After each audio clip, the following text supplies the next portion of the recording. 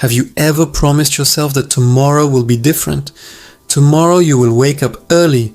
You will start the project. You will finally go to the gym, study the skill, send the email, or make the change you've been thinking about for months.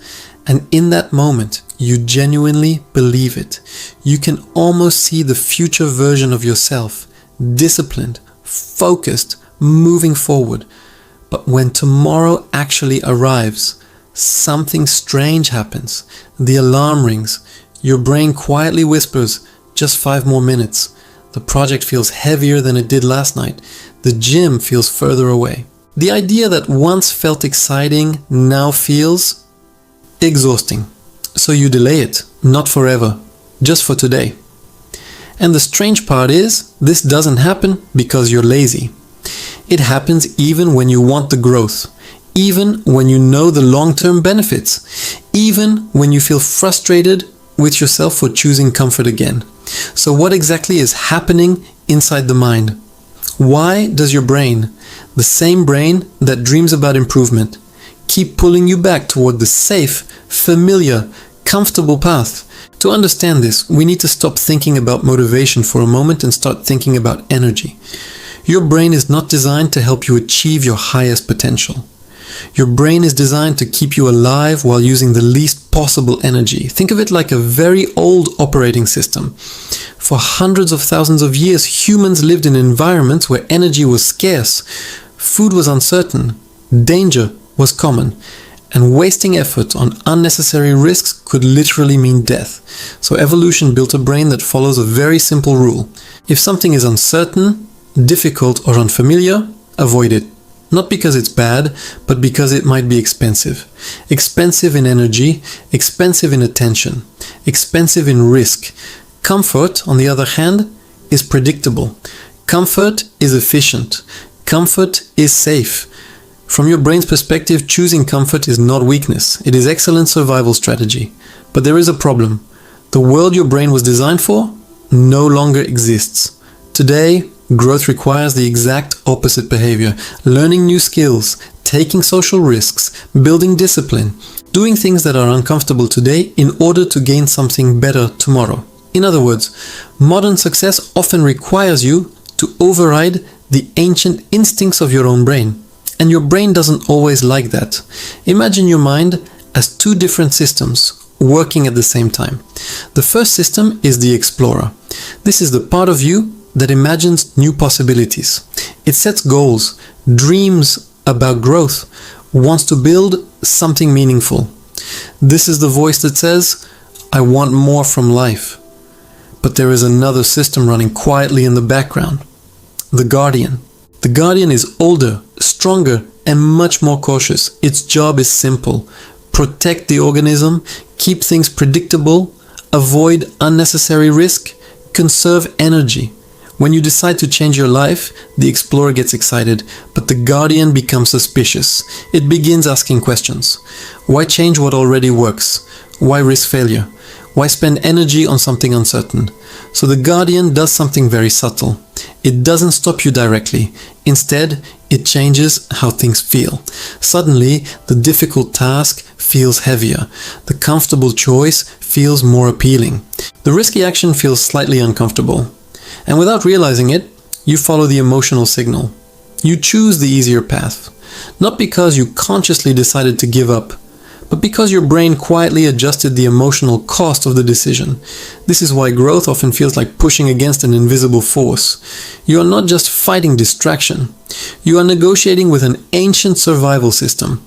But there is another layer to this story, one that explains why comfort is not just easier. It is also chemically rewarding. Inside your brain lives a small but powerful chemical messenger called dopamine. Dopamine is often described as the motivation chemical, but its real job is slightly different. Dopamine is a prediction system. It helps your brain decide what actions are worth repeating. When you do something pleasurable or efficient, dopamine rises. Your brain records the behavior and says, "This was good, do it again." The problem is that your brain learns much faster from immediate rewards than delayed ones. Scrolling your phone? Immediate reward. Eating comfort food? Immediate reward. Watching videos instead of working? Immediate reward. Growth, on the other hand, often works differently. The reward comes later, sometimes weeks later, sometimes months later, sometimes years later. From the brain's perspective, this delay makes the behavior harder to justify. So when you face the choice between comfort now and growth later, your brain performs a quiet calculation. One option gives you dopamine immediately. The other promises dopamine eventually. And the ancient system inside your mind gently nudges you toward the faster reward. Again, not because you lack discipline, but because your brain is following the rules it evolved to follow. But here is where things get interesting.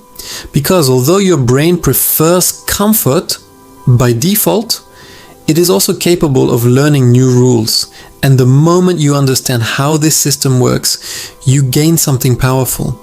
You gain the ability to work with your brain instead of constantly fighting it. In the next part of this video, we're going to explore 3 psychological strategies that help you gently outsmart the comfort instinct. Not by forcing motivation, but by redesigning the environment your brain operates in. Because once you understand how the guardian thinks, you can guide it. And when that happens, growth stops feeling like a battle and starts feeling like momentum. So the question becomes, if your brain naturally prefers comfort, how do some people still manage to grow, improve, and stay consistent with difficult things? Are they simply more disciplined, stronger, more motivated? Not necessarily.